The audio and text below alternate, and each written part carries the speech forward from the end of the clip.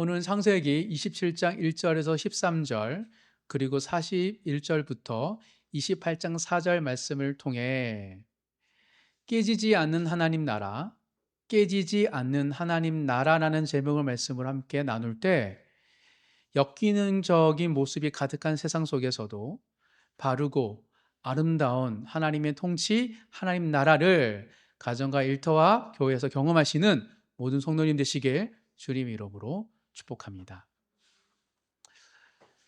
사랑하는 성도 여러분, 오늘 본문을 이렇게 보면 이삭의 가족에 일어난 이 사건에 대해서 여러분 어떻게 생각하십니까?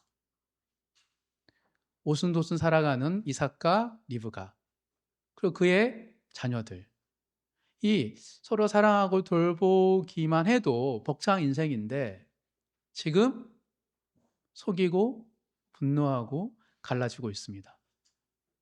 도대체 왜 쌍둥이 형제 에서와 야곱의 사이가 이토록 안 좋아졌을까요?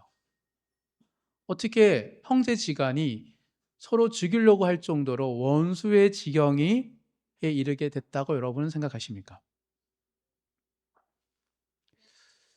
에서와 야곱이 쌍둥이인데 리브가의 엄마의 뱃속에서부터 다툴 정도로 서로 경쟁 의식이 굉장히 강했습니다.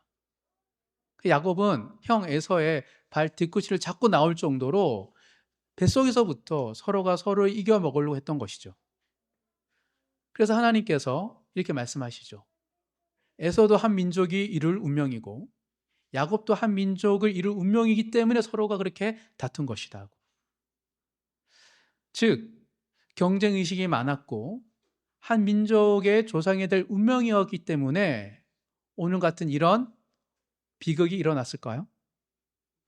단순히 에서와 야곱이 원수가 된 이유를 비단 두 형제의 운명과 경쟁 의식으로 치부하기에는 오늘 본문에 보면 또 다른 이야기가 있습니다.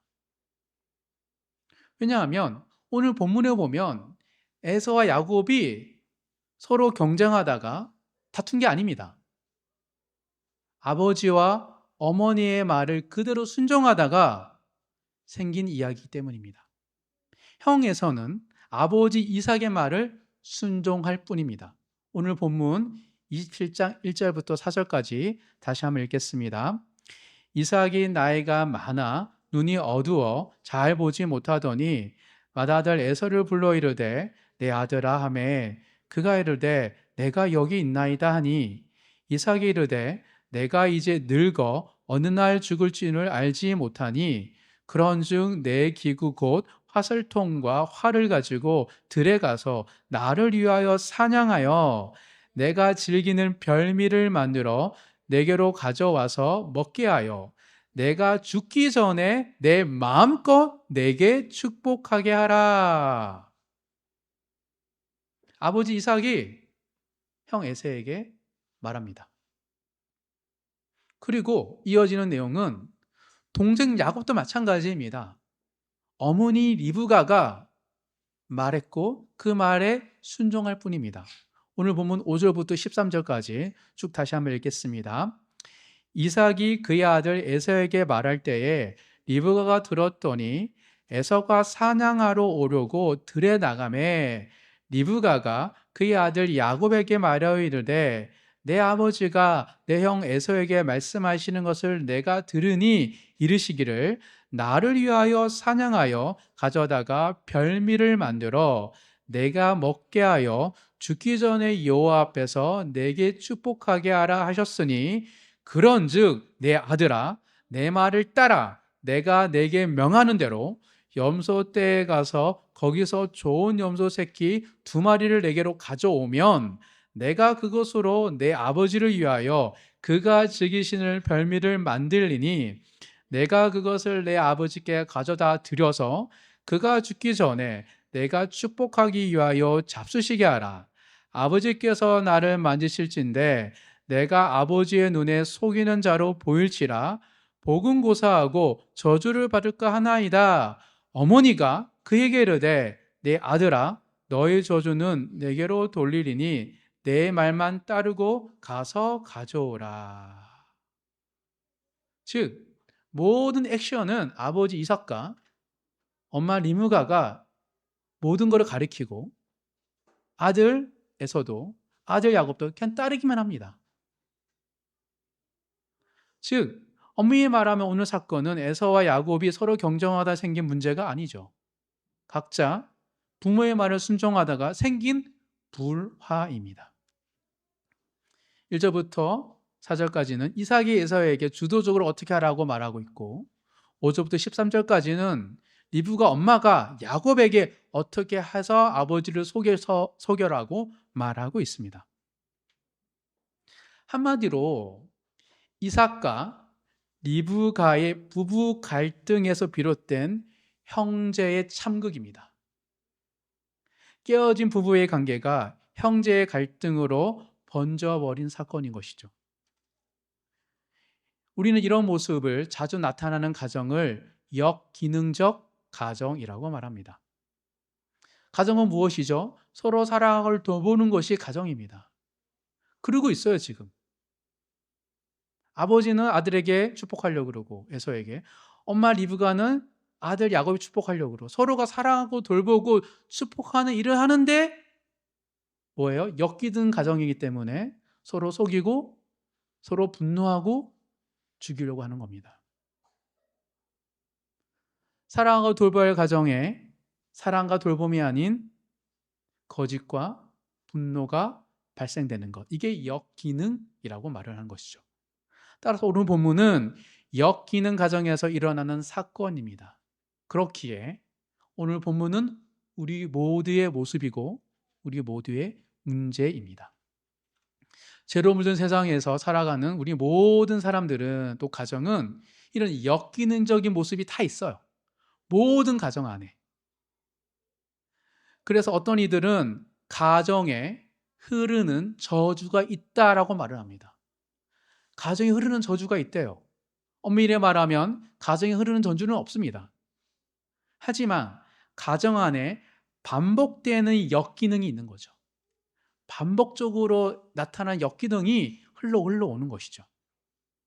그런데 저주라 표현할 정도로 왜곡되고 뒤틀린 가정의 역기능은 심각한 문제를 양산하고 있습니다. 한 사람의 인생 안에, 그리고 사회 안에. 따라서 가정에 흐르는 저주라는 표현은 틀린 표현이지만 가장 오늘날 우리의 모습을 잘 표현한 말이기도 한 것입니다. 그렇다면 어떻게 해야지 우리가 하나님이 세우신 가정 안에 역기능의 모습이 아니라 순기능, 바르고 아름다운 순기능을 온전히 발휘할 수 있을까요? 온전한 믿음은 우리가 할 수 없는 것을 알고 우리가 할 수 없는 것을 누가? 하나님이 하시도록 우리가 할 수 있는 것을 하는 겁니다. 믿음은 무엇이냐면 노력이 있는데 내가 할 수 없는 것을 하나님 하시도록 내가 할 수 있는 것을 최선을 다하는 것, 그것이 바로 온전한 믿음이죠. 오늘 본문에 나타난 이삭과 리브가의 모습에서 깨어진 가정에서 깨지지 않는 하나님 나라를 경험하기 위한 우리의 최선, 우리의 노력 두 가지를 함께 나눌 때 하나님 섭리 속에서 하나님이 주시는 은혜를 누리기 위해서 우리가 해야 할 최선을 발견하시고 또 적용하시는 모든 성도님 되시길 주님 이름으로 축복합니다.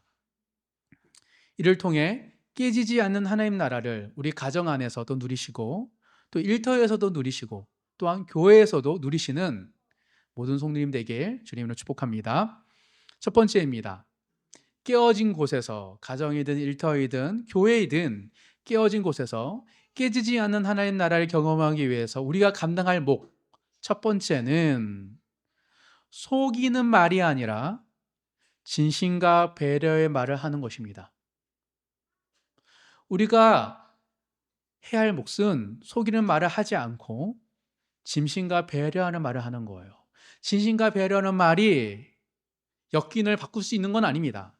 하지만 하나님이 바꾸시는데 그것을 보고 경험하는 사람들은 속이는 말을 하지 않고 진심과 배려한 말을 하는 사람이기 때문입니다. 프랑스에 있는 임상 심리학자들이 쓴 책 중에 부모가 아이에게 절대로 해서는 안 되는 50가지 말이라는 책이 있습니다. 이 책은 부모들이 아이의 행동에 무슨 말을 해야 할지 몰라서 자신이 듣고 자라왔던 언어를 무심코 사용하는데, 이러한 간단한 말들이 아이에게 평생 상처가 되는 말이 될 수 있다고 경고하는 책입니다. 이런 말을 무심코 하지 마라 라는 책이죠. 몇 가지 읽어드리겠습니다. 50가지 중에. 뚝 그쳐. 계속 울면 진짜 혼난다. 더 이상 토달지 마.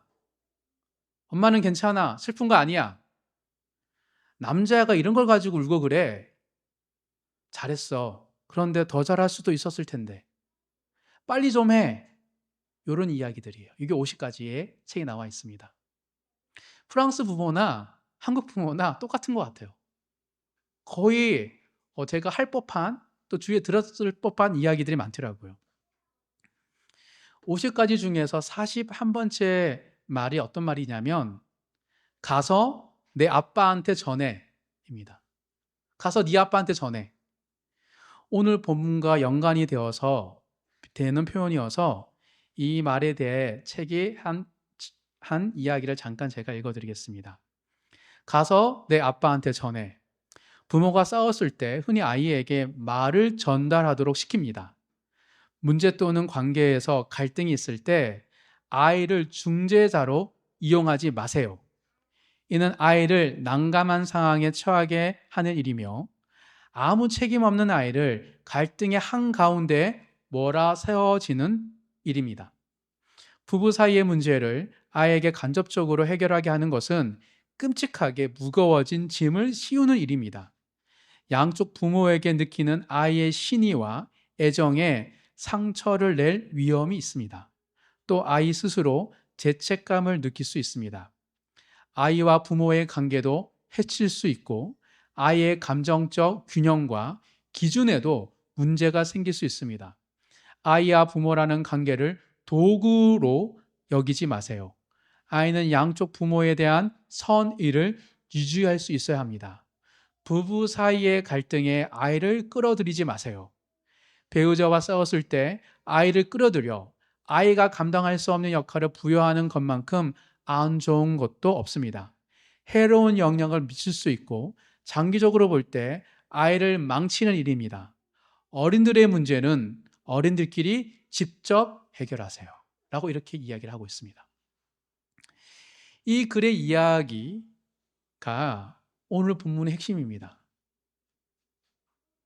이삭과 리브가의 부부 갈등을 에서와 야곱을 통해서 해결하려고 한 것이 오늘 본문에 나타난 참극이기 때문입니다. 이삭은 에서를 장자로 삼고 싶었고, 리브가는 야곱을 장자로 삼고 싶었습니다. 그러면 부부가 서로 대화를 해서 쌍둥이 중에 누구를 세울까? 난 얘가 더 좋은 것 같아. 내가 얘 좋은 것 같아? 아니야. 하나님이 우리를 가졌을 때 어린아이가 더 크다 그랬으니까 야곱일 것 같아 라고 서로가 대화를 하고 하는 게 묻고 결정하면 되는데, 둘 다 그렇게 하지 않습니다. 한 몸이 되어야 할 부부가 각자가 원하는 것을 얻기 위하여 대화하지 않고 소통하지 않고 각자 자기 소견을 따라 은밀히 행하고 서로 속이는 행위를 하고 있기 때문입니다. 이삭은 아내 리브가 몰래 에서를 장자로 세우려고 하고 있고, 리브가는 그는 이삭의 모습을 보고 이삭을 속이면서까지 야곱에게 장자의 축복을 주려고 하고 있기 때문입니다. 한마디로 역기능적인 부부관계가 이런 사단을 일으킨 것입니다. 부모들이 장자를 축복하는 일로 형제끼리 원수가 되게 한 것이죠. 사실 에서와 야곱은 서로 너무 다르고 경쟁의식이 강했기에 이런 문제가 생겨왔던 것은 사실입니다. 하지만 너무 다른 두 형제는 얼마든지 친밀한 형제의 우애 속에서 각자의 가정과 기업 그리고 민족을 세울 수 있었습니다. 결과적으로 그렇게 세워요. 각자가 알아서. 그리고 먼 훗날 그들이 만났을 때 야곱과 에서의 모습에서 두 사람이 형제 우애를 가지고 살 수 있었겠구나라는 것을 발견하게 됩니다. 한번 찾아보겠습니다. 창세기 33장. 창세기 33장 1절에서 4절. 창세기 33장 1절에서 4절 다 같이 읽겠습니다. 야곱이 눈을 들어보니 에서가 400명의 장정을 거느리고 오고 있는지라 그의 자식들을 나누어 레어와 라헬과 두 여종에게 맡기고 여종들과 그들의 자식들을 앞에 두고 레어와 그의 자식들은 다음에 두고 라헬과 요셉은 뒤에 두고 자기는 그들 앞에서 나아가되 몸을 7번 땅에 굽히며 그의 형 에서에게 가까이 가니 에서가 달려와서 그를 맞이하여 안고 목을 어금 맞추어 그와 입 맞추고 서로 우니라. 쌍둥이입니다. 서로 어금 맞추고 펑펑 우는 나이가 들어서 이 모습을 볼 때 참 미숙한 이삭과 리브가의 그 모습에 대해서 여러 생각을 하게 됩니다. 만약 이삭과 리브가가 성숙한 부모로 두 아들을 향한 처신을 잘 했더라면 어쩌면 에서와 이삭은 원수가 되는 지경에 이르지 않았을 것입니다. 부부 사이의 갈등에 자식을 통하여 해결하려고 하지 않았더라면 어쩌면 이런 비극은 생기지 않았을 수도 모릅니다. 하지만 놀라운 것은 무엇입니까? 하나님은 이삭과 리브가의 연약함에도 불구하고 깨어진 부부 관계를 회복시키면서 하나님이 선한 하나님의 계획을 이루신다는 것입니다. 자식 문제에 있어서만큼은 앞도 안 보이는 남편을 국률이 여길 법한데도 불구하고 오히려 남편을 속이려고만 했던 리브가가 드디어 남편 이삭에게 자신의 진심을 말하는 대화를 하게 됩니다. 하나님께서 리브가로 하여금 우연히 아들 에서의 심중을 알게 하셨기 때문입니다. 오늘 본문 41절부터 45절까지 42절 1절부터 45절까지 다 같이 읽겠습니다. 그의 아버지가 야곱에게 축복한 그 축복으로 말미암아 에서가 야곱을 미워하여 심중에 이르기를 아버지를 곡할 때가 가까웠은즉 내가 내 아우 야곱을 죽이리라 하였더니 맏아들 에서의 이 말이 리브가에게 들림에 이에 사람을 보내어 작은 아들 야곱을 불러 그에게 이르되 내 형 에서가 너를 죽여 그 한을 풀려 하니 네 아들아 내 말을 따라 일어나 하란으로 가서 내 오라버니 라반에게로 피신하여 내 형의 노가 풀리기까지 몇 날 동안 그와 함께 거주하라. 내 형의 분노가 풀려 내가 자기에게 행한 것을 잊어버리거든 내가 곧 사람을 보내어 너를 거기서 불러오리라. 어찌 하루에 너희들을 이르랴. 하나의 아들 야곱이죠. 아들을 얻기 위하여 엄마 리브가가 부린 술수가 결국 두 아들 모두를 잃어버리게 될 처지에 처하자 리브가는 자신이 그토록 사랑한 아들을 야곱을 자신의 품에서 잠시 떠나보려는 결정합니다. 그건 잠시가 아니었습니다.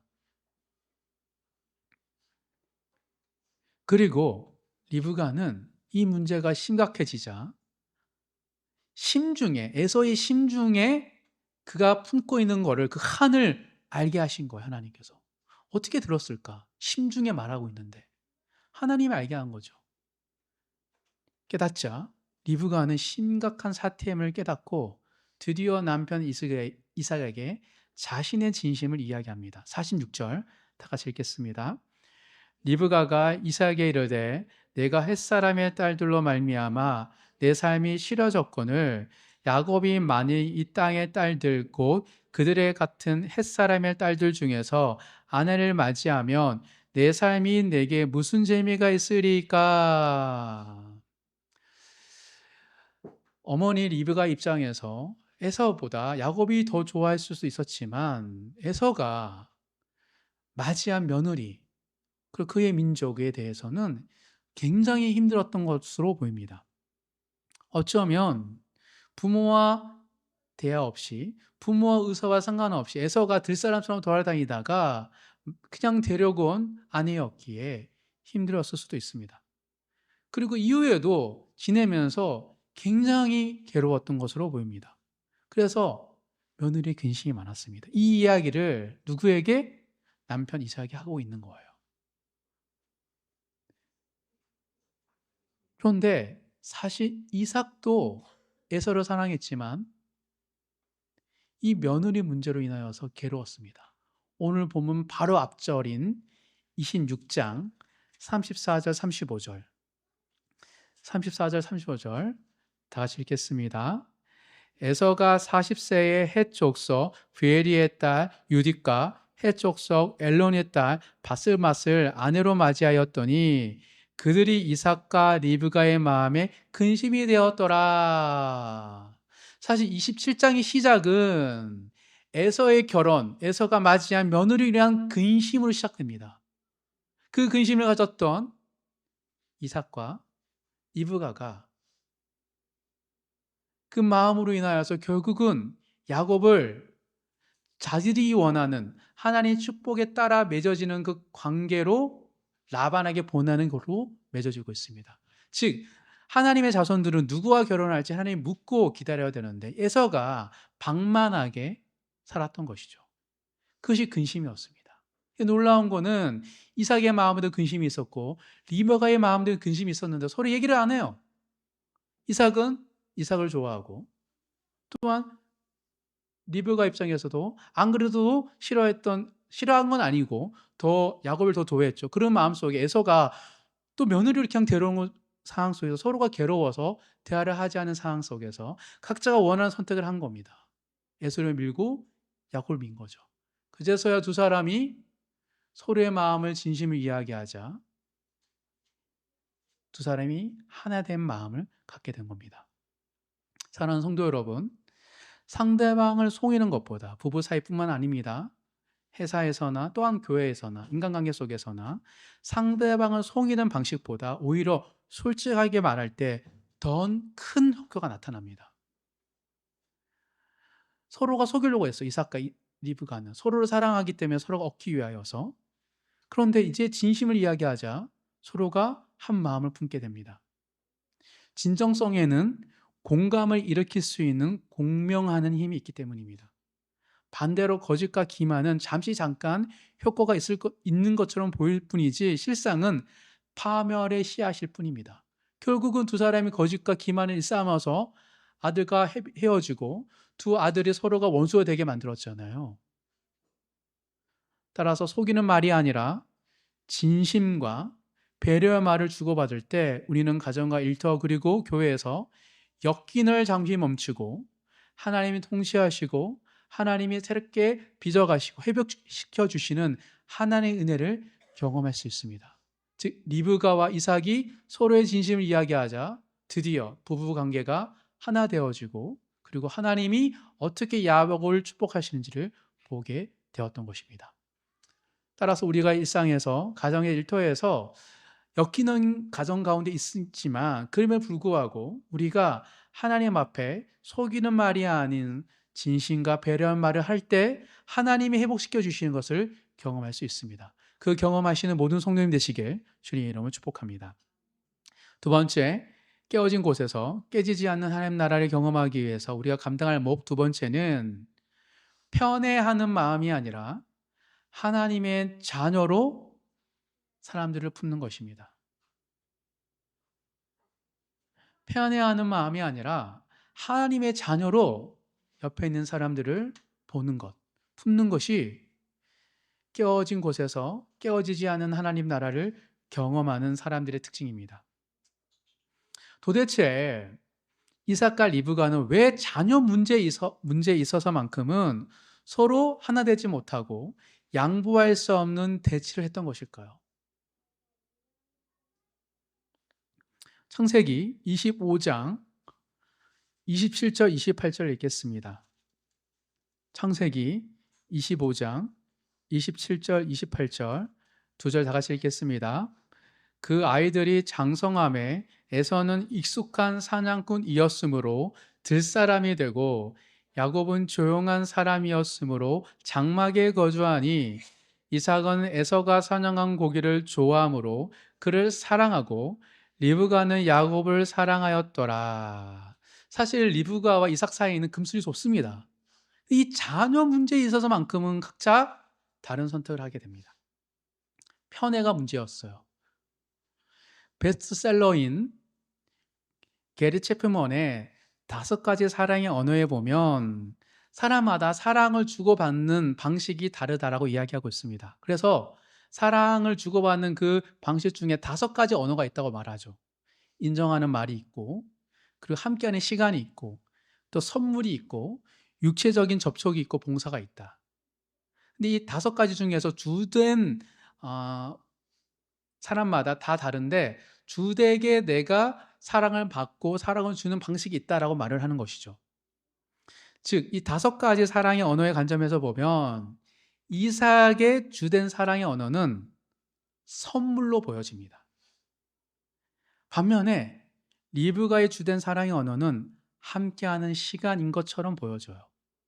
그래서 이삭은 사냥한 고기를 자꾸 가져오는 들사람 에서를 더 좋아했고, 반면에 리브가는 장막에 오랫동안 거주하는 이 집돌이 야곱을 더 사랑한 거예요. 그걸 정확하게 창세기 25장 얘기하고 있습니다. 그러니까 자녀도 그렇고 형제도 그렇고 직장도 그렇고 지내다 보면 이렇게 내 마음에 더 가는 유의 사람들이 있죠. 이렇게 마음이 가요. 즉 한마디로 이삭과 리브가는 자신들이 사랑하는 방식대로 쌍둥이 자식들을 편애했습니다.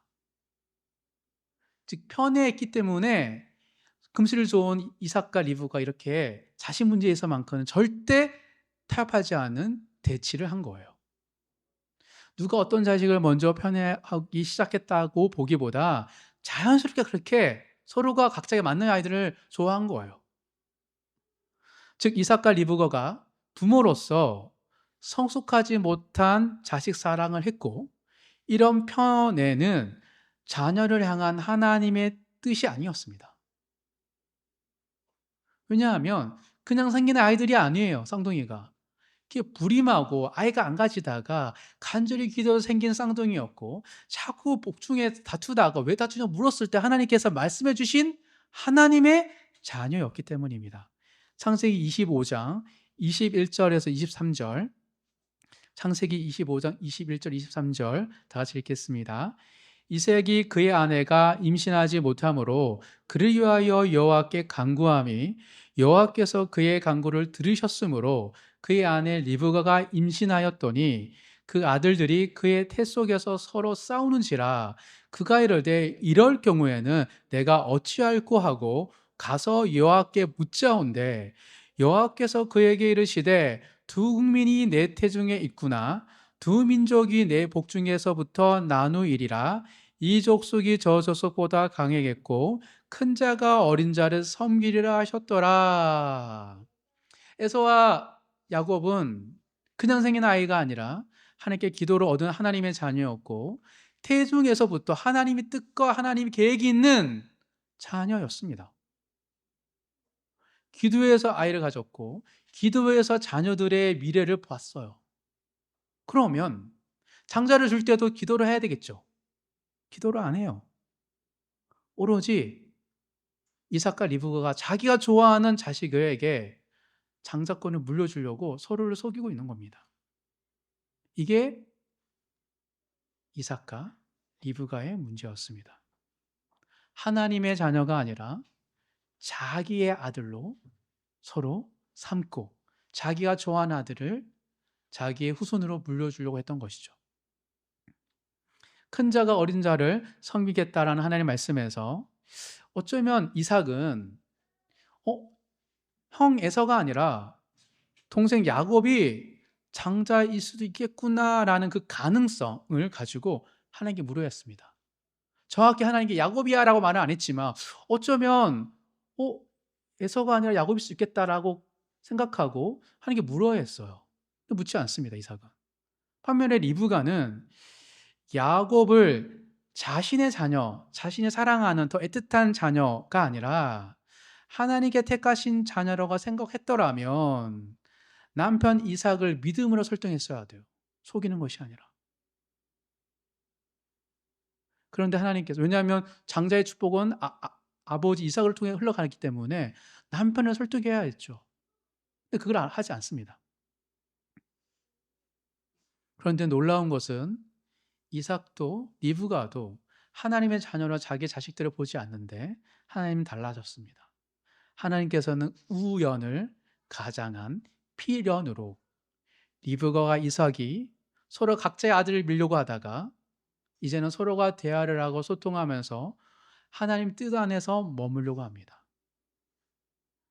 그 순간 우연치 않게 이삭에 축복하려고 했던 아버지 이삭이 야곱에게 축복을 깨닫고 나서 또한 그리고 리브가와 대화를 한 이후에 어두웠던 이삭의 영안이 열리기 시작합니다. 28장 1절부터 4절 다 같이 읽겠습니다. 이삭이 야곱을 불러 그에게 축복하고 또 당부하여 이르되 너는 가나안 사람의 딸들 중에서 아내를 맞이하지 말고 일어나 밧단 아람으로 가서 내 외조부 부두엘의 집에 이르러 거기서 내 외삼촌 라반의 딸 중에서 아내를 맞이하라. 전능하신 하나님이 내게 복을 주시어 내게 생육하고 번성하게 하여 내가 여러 족속을 이루게 하시고 아브라함에게 허락하신 복을 내게 주시되 너와 함께 내 자손에게도 주사 하나님 아브라함에게 주신 땅 곧 내가 거류하는 땅을 내가 차지하게 하시기를 원하노라. 이삭과 리브가가 온전한 부부의 대화를 나누게 되자 영안이 열리게 됩니다. 고집과 아집 그리고 편애로부터 이삭의 눈이 벗겨지기 시작한 거예요. 그동안 이삭은 에서를 편애했기에 야곱을 언약의 후계자로 바라보지도 않았습니다. 하지만 편애하는 마음을 내려놓고 아브라함의 복이 야곱에게 이어지는 것을 인정하고 나서 진심으로 지금 야곱을 축복해요.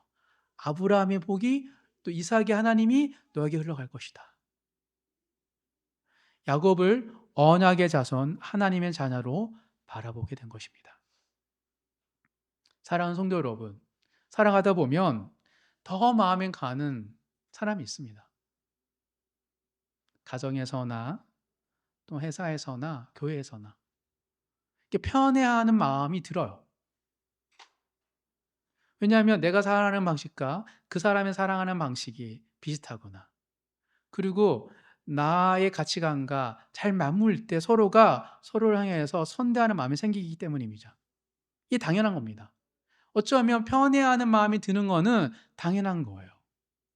그래서 예수님께서는 편애하는 것을 당연히 여기고 또 살아가는 우리들에게 이렇게 말씀하신 거예요. 찾아보겠습니다. 요한복음 21장.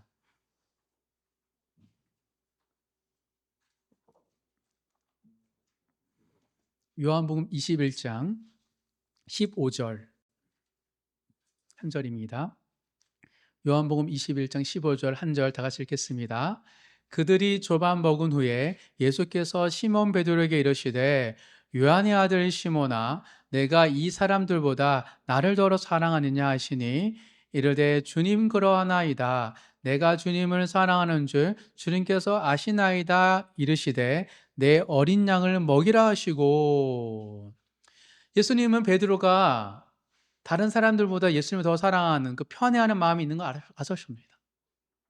그래서 편애하는 감정 속에 너가 이 모든 사람들보다 나를 더 사랑한다면 어떻게 하라고요? 내 어린 양을 먹이라.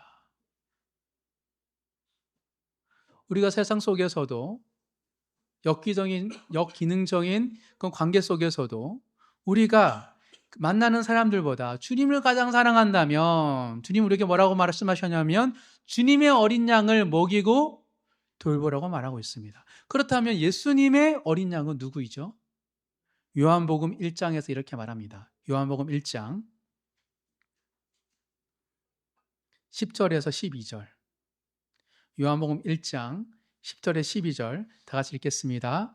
그가 세상에 계셨으며 세상은 그로 말미암아 지은 바 되었으되 세상이 그로 알지 못하였고 자기 땅에 오매 자기 백성이 영접하지 아니하였으나 영접하는 자 곧 이름을 믿는 자들에게는 하나님의 자녀가 되는 권세를 주셨으니 예수님 영접하는 자가 예수님의 어린 양이고 하나님의 자녀입니다. 우리가 살아가면서 편애하는 마음이 들지만 그 상대방을 편애하는 사람이든 하지 않는 사람이든 그 누군가를 하나님의 자녀로 예수님이 필요한 자녀로 예수님이 죽기까지 사랑한 사람을 보는 순간 우리는 그 사람을 돌보아야 하는 마음이 생기는 겁니다.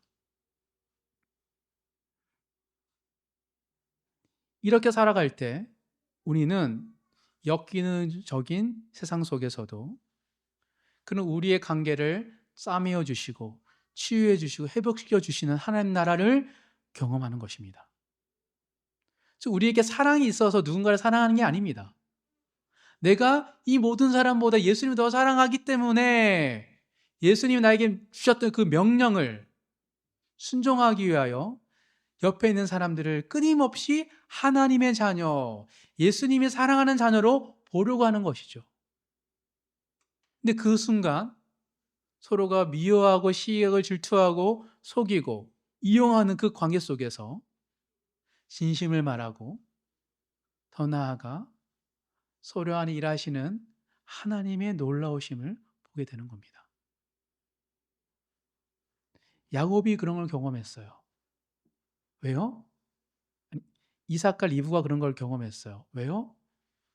에서가 나의 아들, 야곱이 나의 아들이 아니라 하나님의 자녀임을 깨닫는 순간 그들은 부부가 갈등이 화해하고 하나님이 도저히 흐르는 하나님의 계획을 순응하게 되었기 때문입니다. 편애하는 마음을 내려놓고 언제 어디서나 하나님 나라를 보고 경험하시는 모든 성도님 되시길 주님의 이름으로 축복합니다. 말씀을 정리하겠습니다. 우리는 가정과 일터 그리고 교회에서조차도 깨어진 것들을 보게 됩니다. 세상에 선함을 좋은 것을 주고받았는데 돌아오는 것은 그렇지 않을 때가 많이 있습니다. 그것은 우리가 깨어지고 역기능적인 관계 속에서 머물기 때문입니다. 그런데 놀라운 것은 하나님 나라는 절대 깨지지 않습니다. 도도히 우리 주위에 우리 가정에 흐르고 있고 우리 일터에 흐르고 있고 우리 교회에 흐르고 있기 때문입니다. 단지 우리가 은혜의 신학가에 머물기만 한다면 우리 또한 열매 맺는 삶을 살 수 있는 것이죠. 따라서 깨어진 곳에서 깨지지 않는 하나님 나라를 경험하기 위해서는 크게 두 가지의 태도가 중요하다고 했습니다. 첫 번째는 속이는 말이 아니라 진심과 배려하는 말을 하는 것이고 두 번째로는 편애하는 마음이 아니라 하나님의 자녀로 품으려고 할 때 우리는 그곳에 임하신 하나님의 통치, 섭리, 회복을 경험할 수 있습니다. 이 두 가지 믿음의 태도로 우리 가운데 임하신 깨지지 않는 하나님 나라를 경험하시는 모든 성도님 되시길 주님의 이름으로 축복합니다.